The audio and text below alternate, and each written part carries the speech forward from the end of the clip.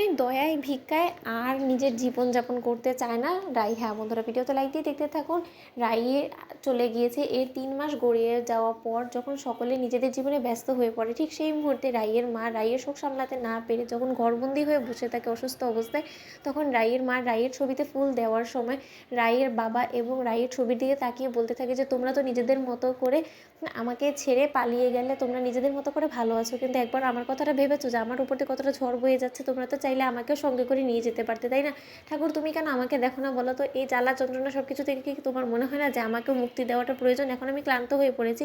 প্রথমে স্বামী হারানোর শোক সামলে উঠতে পারলাম না, তারপরে আবার মেয়েটাকেও হারিয়ে ফেললাম, যেই মেয়েটা কিনা আমার সংসারটাকে আগলে রেখেছিল, যে কিনা আমার একটা ভরসার জায়গা ছিল, সেই সব কিছু তুমি আমার কাছ থেকে কেড়ে নিয়ে আমাকে কেন জীবিত রেখেছো বলো তো ঠাকুর? অন্যদিকে রাইয়ের বৌমনি এসে বলতে থাকে যে আচ্ছা মা, আপনি এরকম কথা বললে ঠাকুরও নিশ্চয়ই আপনার উপরে খুশি হবে না, ঠাকুরও নিশ্চয়ই আপনার উপরে রুষ্ট হবে, কারণ ঠাকুর আপনাকে এখনও বাঁচিয়ে রেখেছে, কারণ সে চায় যে আপনার আশীর্বাদের হাতটা আমাদের উপরে বজায় থাকুক। আপনি রাইয়ের পেছন পেছন যদি আপনিও চলে যান, তাহলে আমরা কার মুখ দেখে বাঁচবো বলুন তো? তার থেকেও বড় কথা যে স্রোত কী নিয়ে বাঁচবে? স্রোত বেচারা প্রথমেই বিয়ের আগে বাবাকে হারালো, তারপরে ওর প্রিয় দিদিভাইকে হারালো, এখন যদি মা হারানোরও শোক ওকে সইতে হয়, তাহলে ও বড় ডক্টর হয়ে কী বা হবে বলুন তো?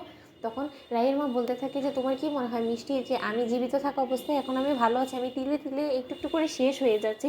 আরেক মেয়ে হয়েছে আমার আসামি, না জানি কোথায় গিয়ে আবার খুনাখুনি করছে, সেটার বেলায় ঠিক কি ওরও শাস্তি হলো না? যদি ওর শাস্তি হতো তাহলে অন্তত আমি মরার আগে একটু দেখে যেতে পারতাম, নিজের মনকে সান্ত্বনা দিতে পারতাম না যে আমার বড় মেয়ের সাথে যে সাংঘাতিক অঘটনটা ঘটিয়েছে তার সুষ্ঠু বিচার অন্তত আমার মেয়েটা পেয়েছে।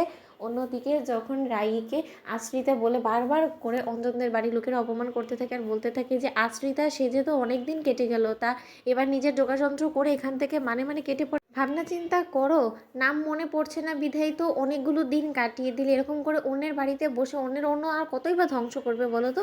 অন্যদিকে অঞ্জন এবং ওর স্ত্রী বলতে থাকে যে আহ বাবা, এসব কী হচ্ছে বলো তো?